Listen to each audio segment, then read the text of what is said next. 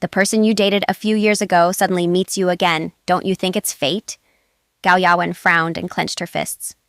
She's that woman. How could she, the second daughter of the Sheng family, do something like surrogacy? Don't forget my payment. No, I must not let Nancheng know about this. Otherwise, I will have no chance with him. Gao Yawen's face turned pale, and her hand holding the phone trembled slightly. How could it be a coincidence? In order to find out the origin of Zhuxi, she finally knew that it was a surrogate mother. Because it was a surrogate mother, Yunnan Cheng would never have any contact with that woman. That was why she felt relieved for so many years, but now she did not expect that this person was most likely Sheng Anran.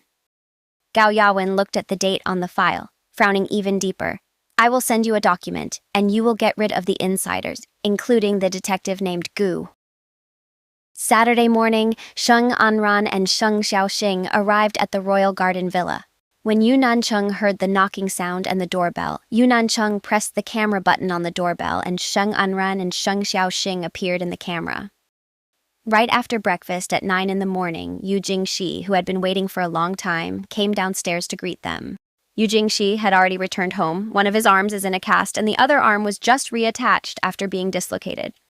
Be careful not to touch your brother's arm. Brother Jingxi, are you okay?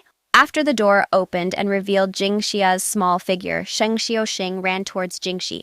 Have arrived? As soon as he entered the house, he saw a tall white figure standing straight at the door. Mr. Yu, I was busy this week and just had time to visit Jingxi. Sorry for bothering you. Please come in. This was all at Jingxi's insistence. Welcome to our home. After Sheng Xiaoxing came in, she looked around, almost as if her eyes were full of stars. Wow, the doll is so big. The villa is transformed into a children's playground. There are also large dolls. Very tired? I just picked up Xing from kindergarten, and the hotel project has reached a critical point, so I don't have much time to rest. And if you are too tired, you can take a off. Seeing Jingxi so excited all morning, Yunnan Cheng was in a good mood and gave her some leniency. Sheng Anran curled her lips. Never mind that, it's all my job. I remember we still have a bet, so I won't give up. After Sheng Xiaoxing played all day, Sheng Anran prepared to leave because it was already evening, and it was about to rain as seen from the lightning and thunder echoing loudly in the villa. Is that thunder? It's going to rain, so we have to go home early. Yunnan Cheng was silent and frowned.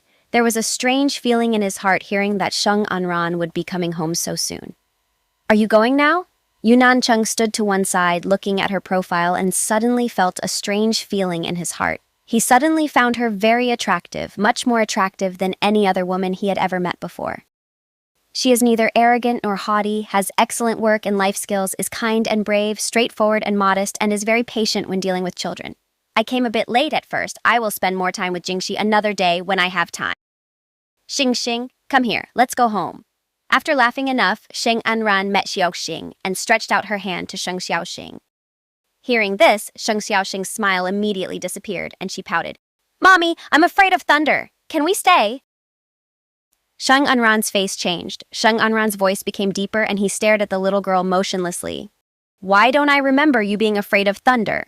Xing, what are you planning? Sheng Anran looked at her seriously. Sheng Xiaoxing pursed her lips, feeling a little guilty. Uncle Yu! Seeing that Sheng Anran was still insistent, Sheng Xiaoxing became anxious and hurriedly called Yunnan Cheng for help. Yunnan Cheng was stunned, and suddenly there was a wave in his heart. He looked at Sheng Anran hesitantly and said, The thunder is so loud it's natural for the kids to be scared. I'll ask the driver to take you when the rain stops. Mr. Yu, you can't raise a child without principles, eh? While she was scolding, Yu Jingxi suddenly crawled over and hugged one of her legs. Sheng Anran's left leg tightened, and she looked down subconsciously. Does Jingxi not want to be separated from Xing? Sheng Anran frowned and suddenly didn't know what to say. She always seemed unable to refuse Jingxi's request. Okay, Auntie will stay a little longer. Since you still have to write the plan, go to my office. I will play with them. Yunnan Cheng picked up Sheng Xiaoxing from the floor. Okay, Mr. Yu. Wait, no way, boss. I'm writing a proposal, and you want to play with kids? It's finally over. Time to go home. Oh my gosh, these kids. After Sheng Anran finished her work in Funan Cheng's study, she went out to look for her son. When she came out, she saw an amazing scene. I had only taken 2 steps when a large hand grabbed my wrist. Yunan Cheng frowned, trying to endure the discomfort in his body, and said hoarsely, "Don't move." Sheng Anran's breathing became heavier and she smelled the faint scent of perfume on her and couldn't help but take a deep breath. "Take a picture and show it to him when he wakes up." Sheng Anran pulled Het hand and tried to let go, but after moving twice, she sat completely next to Yunan Cheng. Sheng Anran took a picture of Yunan Cheng, and when he took the picture, she met Yunan Cheng's mumbling lips. "What do I do? No matter how handsome Mr. Yu is, he is still my boss. He must have been sleep-deprived lately. Even when sleeping, his face looked so handsome." Her heart suddenly moved, and her face was as red as a tomato.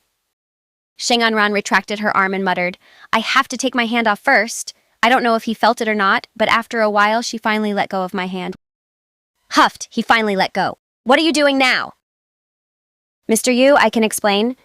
Just as she was about to get up, her slender arms suddenly tightened, causing her to stagger and crawl on top of his again.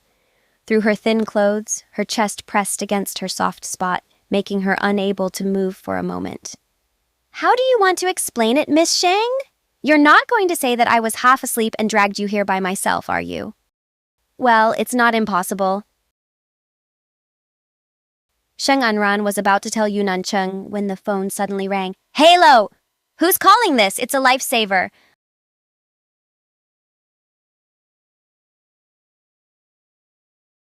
"Anran, I hope I'm not bothering you this late at night." "Li Yue? Why should it be her?" "I was actually worried that I didn't see the engagement invitation we sent. Are you coming, bringing your boyfriend?" "Wait, when will I have a boyfriend?" "We will always wait for you." "Need help like last time? Play as..."